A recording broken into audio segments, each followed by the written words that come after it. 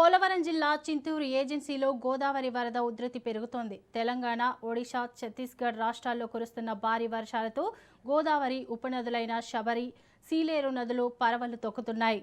భద్రాచలం వద్ద గోదావరి మొదటి ప్రమాద హెచ్చరిక స్థాయికి చేరుకోవడంతో అధికారులు అప్రమత్తమయ్యారు. చింతూరు, కూనవరం, విఆర్పురం మండలాల్లోని లోతట్టు ప్రాంతాల ప్రజలు జాగ్రత్తగా ఉండాలని ఐటీడీఏ అధికారులు సూచించారు. మరోవైపు చింతూరు ఏజెన్సీలో ఎడతెరిపి లేకుండా కురుస్తున్న వర్షాలతో వాగులు, వంకలు ఉప్పొంగి ప్రవహిస్తున్నాయి.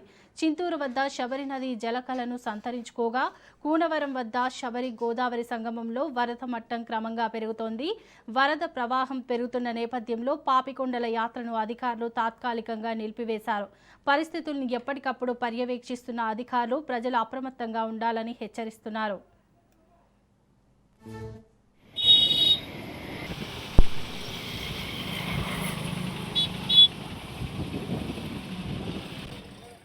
ఇక ఇదే అంశంపై మరింత సమాచారం మా ప్రతినిధి ప్రతాప్ అందిస్తారు. ప్రతాప్, చెప్పండి.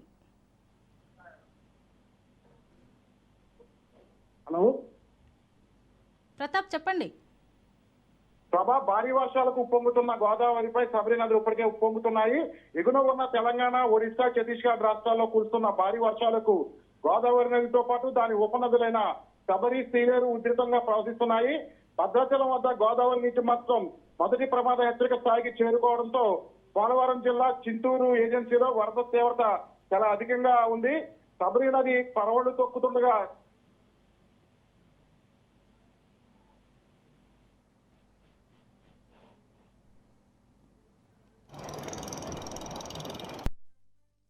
యాత్రను ఇప్పటికే నిలిపివేశారు. గత 2 రోజులుగా ఏజెన్సీ వ్యాప్తంగా ఎడతెరిపి లేకుండా కురుస్తున్న వర్షాలకు ఇక్కడ ఉన్న వాగులు, వంకలు పొంగు పొర్లుతున్నాయి. నదిలోకి కొత్త నీరు రావడంతో స్థానిక జాలర్లు చేపల వేటలో నిమగ్నమయ్యారు. అయితే ఇప్పటికే నదిలో జలకాలు చూసేందుకు ఇక్కడ ఉన్న మొత్తం యాత్రికులందరూ కూడా జలకాలు చూసేందుకు తరలి వస్తున్నారు. అధికారులు పరిస్థితిని ఎప్పటికప్పుడు సమీక్షిస్తూ ప్రజలకు అవసరమైన సూచనలు అందిస్తున్నారు. Shobha. Right, thank you Pratap.